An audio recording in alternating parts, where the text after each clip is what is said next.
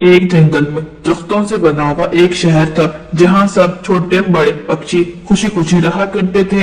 एक दिन जंगल का मौसम बदल जाता है, तेज हवा के साथ बारिश होना शुरू हो जाती है। सभी पक्षी अपने घरों में बैठकर बारिश का आनंद ले रहे थे। वहीं रानू चिड़िया भी अपने घर में बैठी बारिश का मजा ले रही। आज तो बारिश को तेज बारिश हो रही है। अच्छा हुआ जो मैं पहले ही भोजन ढूंढ कर ले आई, तो आज मैं बारिश में भीग जाती। जंगल में सुबह हो जाती है। मिट्ठू पानी पीने के लिए नदी किनारे जाता है। तभी एक अंडा नदी में तैरता हुआ मिट्ठू के पास आता है। मिट्ठू जल्दी से वो अंडा उठा लेता है। ये अंडा किस पक्षी का हो सकता है? मुझे लगता है कि कल तूफान आने के कारण घोंसले से अंडा नीचे गिर गया होगा और ये तैरता हुआ यहाँ आ गया। ऐसा करता हूँ, जाकर जंगल में ऐलान कर देता हूँ, जिस पक्षी का होगा कल ये अंडा होगा वो आकर अपना अंडा ले जाएगा। वैसे भी वो पक्षी अपना अंडा गुम जाने के कारण कितना परेशान होगा।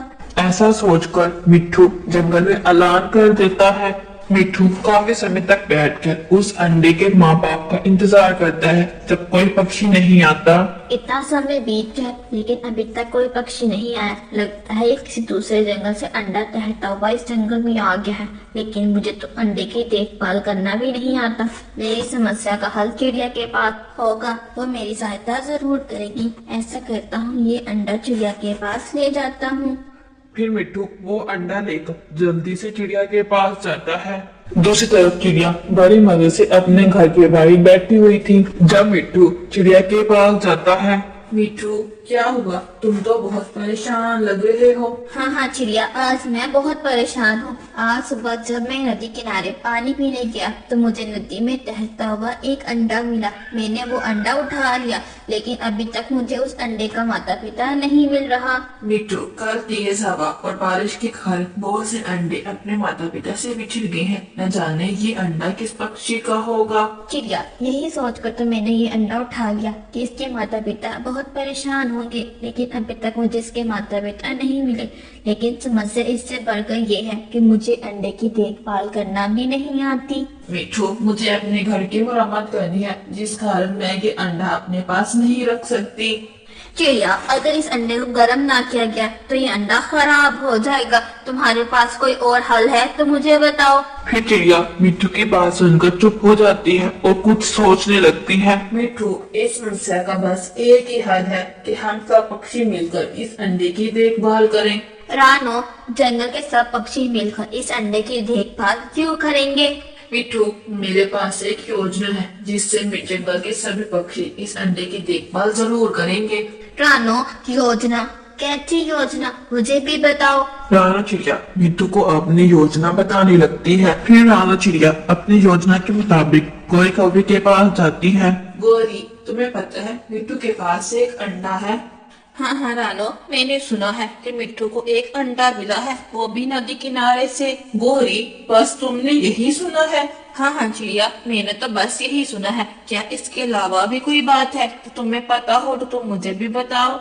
वो अंडा बहुत भाग्यशाली है। वो अंडा जिस पक्षी के पास होता है वो रातों रात बहुत अमीर पक्षी बन जाता है। चिड़िया, क्या मतलब इस बात का? मैं तुम्हारी बात नहीं समझी। गोरी, तुम मेरे पड़ोसन हो इसलिए तुम्हें बता देती हूँ, लेकिन तुम आगे किसी पक्षी को मत बताना। वो अंडा बहुत भाग्यशाली है क्योंकि वो एक सुनहरी चिड़िया का है। रानो, सुनहरी चिड़िया? मैंने तो अपने जीवन में आज तक कभी सुनहरी चिड़िया के बारे में नहीं सुना। गोरी, तुम्हें पता है सुनहरी चिड़िया उस चिड़िया को कहते हैं जो खजाना ढूंढती है, और ये चिड़िया सदियों में एक बार अंडा देती है, जो कि आजकल मिट्ठू के पास है। चिड़िया, क्या तुम सच बोल रही हो? क्या वो अंडा सच में सुनहरी चिड़िया का है? हाँ गोरी, मैं सच बोल रही हूँ। जब मिट्ठू ने मुझे वो अंडा दिखाया तब मुझे याद नहीं आया, अभी मुझे याद आया है कि वो सुनहरी चिड़िया का है। मैं अभी मिट्ठू के पास जा रही हूँ उसे ये बताने कि ये अंडा किसी आम पक्षी का नहीं बल्कि सुनहरी चिड़िया का है। चिड़िया, तुम्हें जाकर मिट्ठू को मत बताना। वैसे भी मिट्ठू को अंडे की रक्षा करना कहाँ आता है। उसे खो के वो अंडा मुझे दे जाए, मैं उस अंडे की बहुत अच्छे से रक्षा करूंगी। ठीक है गोरी, तुम इतना कह रही हो तो मैं तुम्हारी बात मान जाती हूँ। वैसे भी तुम मेरी पड़ोसन हो। मैं जाकर मिट्ठू को ये कह देती हूँ कि वो अंडा तुम्हारा है, वो अंडा तुम्हें दे जाएगा। हाँ रानो, तुम ऐसा जाकर मिट्टू को कह दो तुम कितनी अच्छी हो। गौरी कवि से बात करने के बाद रानू चिड़िया वहाँ से चली जाती है। गौरी कवि जल्दी से अपने घर के अंदर जाती है। गौरी क्या हुआ, तुम इतनी खुश दिखाई दे रही हो जैसे तुम्हें कोई खजाना मिल गया हो। हाँ हाँ कालू, मुझे खजाना मिल गया है क्योंकि मेरे पास अब सुनहरी चिड़िया का अंडा है। सुनहरी चिड़िया का अंडा? अब ये सुनहरी चिड़िया का अंडा क्या है? लगता है तुम्हारा दिमाग खराब हो गया है। फिर गौरी कवि कालू कवि को सारी बात बता देती है। कालू अपनी शक्ल होने वाली बना लो, मिट्टू आता ही होगा, उसे ऐसा लगना चाहिए कि वो अंडा किसी चिड़िया का नहीं बल्कि हमारा है। दूसरी तरफ बिट्टू जल्दी से वो अंडा लेकर गौरी कवि के पास जाता है। गौरी ये लो तुम्हारा अंडा, मुझे चिड़िया ने बताया कि ये अंडा तुम्हारा है। बिट्टू जल्दी से वो अंडा गौरी और कालू को देकर वापस चला जाता है। चिड़िया तुम्हारी योजना तो वाकई में बहुत अच्छी थी, आप उस अंडे की रक्षा बहुत अच्छे से होगी। हाँ हाँ मिट्टू, मैं जानती हूँ गौरी कवि बहुत लालची है। जब वो अंडे की देखभाल बहुत अच्छे से करेगी, उसमें से बच्चा निकलेगा तो वो उसकी रक्षा जरूर करेगी। दूसरी तरफ गौरी और कालू मिलकर उस अंडे का बहुत ख्याल रखते हैं। इसी तरह कुछ दिन और गुजर जाते हैं। अंडा फूटता है, उसमें से एक नन्हा सा प्यारा सा बच्चा निकलता है, जिसे देखकर गौरी और कालू बहुत ज्यादा हैरान हो जाती है क्योंकि वो चिड़िया का नहीं बल्कि एक कौवे का था। गौरी लो, तुम्हारा चिड़िया का बच्चा निकल आया जो तुम्हें खजाना ढूंढ कर देगा। कालू अपनी गंदी चोंच बंद रखो, देखो ये बच्चा कितना सुंदर है, मैंने आज तक इतना सुंदर कौवे का बच्चा कभी नहीं देखा। गौरी अब तुमने इतना सुंदर बच्चा देख लिया है तो अब इसे उठाओ और घर के बाहर फेंको, ये बच्चा हमारे घर नहीं रहेगा। कालू शायद तुम भूल रहे हो, ये घर तुम्हारा नहीं बल्कि मेरा है, जो मेरी माँ ने मुझे दहेज में दिया था। ये बच्चा तो कहीं नहीं जाएगा, लेकिन तुम्हें जाना है तो जा सकते हो। नहीं नहीं गौरी, मैं तो बस देख रहा था कि उस बच्चे को देखकर कहीं तुम्हारा मन बदल तो नहीं गया। ये बच्चा तो बहुत सुंदर है, इसके साथ तो मैं बहुत खेलूंगा। फिर गौरी और कालू खुशी खुशी उस बच्चे के साथ अपना जीवन गुजारने लगते हैं। आप लोगों को ये कहानी कैसी लगी कमेंट करके जरूर बताइए। एक जंगल में दरख्तों से बना हुआ एक शहर था जहाँ सब छोटे बड़े पक्षी खुशी खुशी रहा करते थे। ये सभी पक्षी आपस में बहुत अच्छे दोस्त थे। वो हर समय एक दूसरे की मदद करते और खुशी खुशी अपना जीवन गुजार रहे थे। उसे जंगल में एक अच्छी परी रहती थी जिसे सब पक्षियों ने मिलकर अपना रहनुमा बनाया हुआ था। एक दिन रानू चिड़िया पानी पीने के लिए नदी किनारे जाती है जहाँ उसे अच्छी परी मिलती है। अच्छा हुआ चिड़िया जो तुम आ गई, मैं काफी समय से यहाँ बैठी तुम्हारा इंतजार कर रही थी। अच्छी परी, आप मेरा इंतजार क्यों कर रही थी? चिड़िया मेरे पास तुम सब पक्षियों का उपाय है। मुझे पता है कि जंगल के सभी पक्षी खुराक न मिलने के कारण बहुत परेशान हैं। अच्छी परी, कह तो आप सही रही हो, जंगल में मौसम की तब्दीली के कारण पेड़ सूख रहे हैं, जिस कारण हम पक्षियों को खाने के लिए भोजन नहीं मिल रहा। चिड़िया मुझे सब पता है, मेरे पास तुम पक्षियों के लिए एक उपाय है। उपाय? कैसा उपाय? अच्छी परी, आप हमें भी बताएं। यही कि तुम सब पक्षी ये जंगल छोड़कर किसी दूसरे जंगल चले जाओ जहाँ तुम्हें खाने के लिए भोजन वाफिर मकदार में मिल सके। अच्छी परी, आप ही बता दें वो जंगल कौन सा है जहाँ हम सब पक्षियों को खाने के लिए वाफिर मिकदार में भोजन मिल सकता है। हम सब पक्षी वहाँ चले जाएंगे। चिड़िया वो जंगल बहुत सुंदर और हरा भरा है और उस जंगल में हर किस्म के फल मौजूद हैं जो कि तुम सब पक्षियों के लिए बहुत मुफीद हैं। लेकिन चिड़िया एक समस्या है। अच्छी परी, समस्या? कैसी समस्या, आप बताइए। चिड़िया यही कि उस जंगल का रास्ता बहुत खतरनाक है, आज तक कोई भी पक्षी उस जंगल में नहीं जा सका।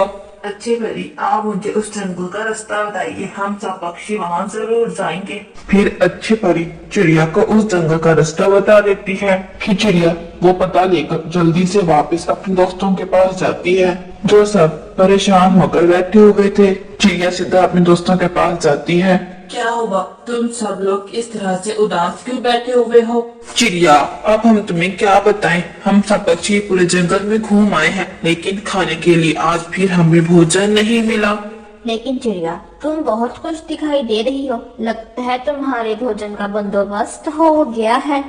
हाँ हाँ मिट्टू, आज मैं बहुत खुश हूँ क्योंकि आज के बाद हम सब पक्षी भूखे नहीं रहेंगे। चिड़िया हम तुम्हारी बात नहीं समझे, तुम कहना क्या चाह रही हो? फिर चिड़िया सब पक्षियों को अच्छी परी की सारी बातें बता देती है। चिड़िया, वो रास्ता बहुत खतरनाक है, हम सब पक्षी वहाँ नहीं जा सकते। ठीक है, अगर तुम सब पक्षियों को वहाँ नहीं जाना तो मत जाओ, लेकिन मैं तो वहाँ जरूर जाऊंगी। वहाँ बहुत स्वादिष्ट बेरियां मिलती हैं, मैं तो जी भर कर खाऊंगी। चिड़िया, हम सब पक्षी तुम्हारी बातों में नहीं आएंगे। तुम बेरियों के लालच में हम सब पक्षियों को मरवा दोगी। मिट्टू, मरने वाले तो हम वैसे भी हैं। वैसे भी इस जंगल में खाने के लिए भोजन नहीं मिल रहा। जब भोजन नहीं मिलेगा तो हम पक्षी मर ही इस तरह लड़ने का कोई फायदा नहीं है। चिड़िया की बात सही है, अगर हम सब पक्षी मिलकर एक साथ जाएंगे तो रास्ता आसान हो जाएगा। कालू कौवे, मैं तुम्हारी बात से सहमत हूँ। मैं तुम्हारे साथ जाने को तैयार हूँ। हम समस्या से भाग नहीं सकते। ठीक है, अगर सबने ये सोच लिया है कि हम जंगल छोड़कर जाएंगे तो सब अपने अपने काम बांट लो, ताकि रास्ते में हमें कोई दिक्कत ना हो। फिर सब पक्षी अपने अपने काम बांट लेते हैं। मिट्टू तोता एक पेड़ पर बैठकर रास्ते का नक्शा बनाने लगता है। राणा चिड़िया रास्ते के लिए भोजन इकट्ठा करने लगती है। गुगलू कबूतर जंगल के पक्षियों को मोटिवेट करने लगता है ताकि वो सब पक्षी उनके साथ जा सके। रात होते ही सब पक्षी अपने अपने घरों में सो जाते हैं। फिर जंगल में सुबह हो जाती है। फिर जंगल के सभी पक्षी एक काफिला बनाकर दूसरे जंगल की तरफ जाने लगते हैं। फिर कालू कौवा सब पक्षियों के आगे आगे उड़ता है ताकि कोई भी समस्या आए तो वो सब पक्षियों को अलर्ट कर सके। थोड़ा दूर जाने के बाद काले कौवे को एक बिल्ली नजर आती है। वो सब पक्षियों को अलर्ट कर देता है। बाकी सब पक्षी एक पेड़ पर छुपकर बैठ जाते हैं और कालू कौवा बिल्ली के पास जाता है। ओए दुष्ट बिल्ली, अगर तुम्हारे अंदर इतनी हिम्मत है तो तुम मुझे पकड़ कर दिखाओ। कालू कौवा बिल्ली को उकसाने के बाद बिल्ली को दूसरी दिशा की तरफ ले जाता है। फिर पक्षी मौका पाते ही आगे बढ़ने लगते हैं। थोड़ा दूर जाते ही तेज हवा के कारण पक्षी उड़ न पा रहे थे। वो सब एक दूसरे को पकड़कर एक जगह बैठ जाते हैं। थोड़े समय के बाद जब हवा रुक जाती है तो पक्षी आगे बढ़ने लगते हैं। आखिरकार सभी पक्षी उस जंगल में पहुंच जाते हैं। जंगल में पहुंचने के बाद सभी पक्षी बहुत ज्यादा हैरान होते हैं क्योंकि वो जंगल वाकई बहुत सुंदर था। हर तरफ फूल और बागीचे थे जिसे देखकर पक्षी बहुत ज्यादा खुश हो जाते हैं।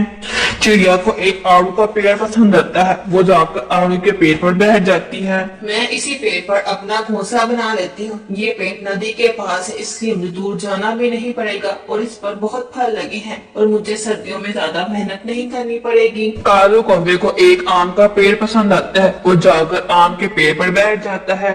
और मिट्टू तोते को एक पपाये का पेड़ पसंद आता है। वो पपाये के पेड़ पर अपना घोंसला बना लेता है। फिर इसी तरह सब पक्षियों की एक बात तो समझ आ गई कि अगर वो सब मुस्तैद होकर कोई काम करेंगे तो वो काम आसान हो जाएगा। फिर वो खुशी खुशी उस जंगल में अपना जीवन गुजारने लगते हैं। आप लोगों को ये कहानी कैसी लगी कमेंट कर जरूर बताइएगा। धन्यवाद। कहानी के पहले भाग में आप लोगों ने देखा कि कैसे कोई कवि राणा चिड़िया के खरीदे हुए फल राणा चिड़िया से लड़ने के बाद खुद लेकर चली जाती है। यहाँ गोरी कवि के फल खट्टे निकलते हैं जिस कारण दोनों पति पत्नी आपस में लड़ने लगते हैं। वही राणा चिड़िया के फलों में से एक जादुई मोती निकलता है जिसकी सहायता से वो अपने लिए एक सुंदर सा घर मांग लेती है और जंगल के गरीब पक्षियों को मुफ्त में भोजन बांटने लगती है। तब गौरी और कालू को इस सारी बातों का पता चलता है तो गौरी और कालू मिलकर एक योजना बनाते हैं कि वो किस तरह राणा चिड़िया का वो जादुई मोती चुरा लेंगे। जंगल में रात होते ही गौरी और कालू चोरी करने के लिए निकलते हैं। आप कहानी का अगला भाग वो राणा चिड़िया के घर से थोड़ा दूर बैठ जाते हैं। गौरी, अब हमें अपनी योजना के मुताबिक ही काम करना होगा। हम दोनों में से कोई एक ही राणा चिड़िया के घर जाएगा। ठीक है कालू जी, हम ऐसा करते हैं कि आप घर के बाहर बैठकर नजर रखो और मैं राणा चिड़िया के घर से वो जादुई मोती चुरा लाती हूँ। ठीक है गौरी, मैं घर के बाहर बैठकर नजर रखता हूँ, लेकिन एक बात याद रखना, अगर तुम पकड़ी गई तो तुम मेरा नाम नहीं लोगी। कालू, कल तुम बेकार में ही चिंता कर रहे हो, हम दोनों नहीं पकड़े जाएंगे। तुम घर के बाहर नजर रखो, मैं अभी वो मोती चुरा लाती। ऐसे कहकर गोरी कौवे राणा चिड़िया के घर की तरफ चली जाती है और कालू कौवा एक झाड़ी के पीछे छुपकर बैठ जाता है। फिर गोरी कौवे चुपके से घर के अंदर दाखिल हो जाती है। गोरी कौवे सीधा संदूक वाले कमरे में जाती है। जैसे ही वो संदूक खोलती है तो उसमें एक छोटा सा डब्बा पड़ा था।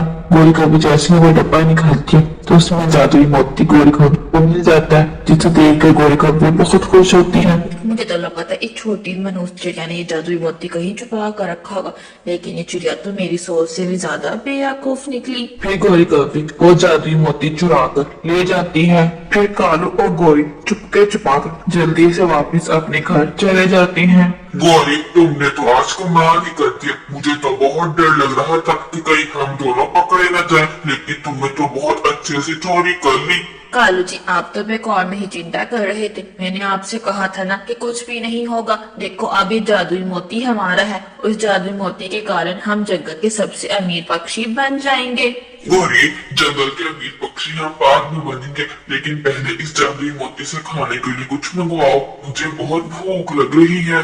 फिर गौरी कभी उस जादुई मोती से अपने लिए स्वादिष्ट भोजन मांगती है। फिर गौरी और काल बड़े मजे से वो स्वादिष्ट भोजन खाने लगते हैं। जंगल में सुबह हो जाती है। मम्मा, मम्मा, संदूक में वो जादुई मोती नहीं है। मम्मा, मम्मा, मुझे लगता है कि किसी पक्षी ने हमारा वो जादुई मोती चुरा लिया है। गुड़िया मेरी जान, कोई बात नहीं। वैसे भी अब हमें उस जादुई मोती की कोई जरूरत नहीं है। लेकिन मम्मा, अभी तो हमने जंगल में स्कूल और हॉस्पिटल भी तो बनाने थे। गुड़िया मेरी जान, तुम बेकार में ही चिंता कर रही हो। हम जंगल में स्कूल और हॉस्पिटल जरूर बनवाएंगे। इस तरह कुछ समय और बीत जाता है। कालू जी, अब तो बस बहुत हो गया। रोज थोड़ा थोड़ा इस जादुई मोती से मांग कर तो मैं तंग आ गई हूँ। अब तो मैं इस जादुई मोती से ढेर सारा सोना चांदी मांगूंगी, जिससे कि मैं जल्द से जल्द अमीर बन जाऊँ। गौरी, कोई ज्यादा लालच करना अच्छी बात नहीं होती। कालू, कालू, अपनी गंदी चोंच बंद रखो। जब देखो हर समय ज्ञान ही बांटते रहते हो। मुझे अमीर बनना है, वो भी बहुत जल्द। ठीक है गौरी, वैसे भी तुमने मेरी बात कहाँ सुननी है। जो तुम्हारा मन करता है वो ही कर लो। कालू, मेरा तो मन करता है कि मैं सर से लेकर पांव तक सोने की बन जाऊँ।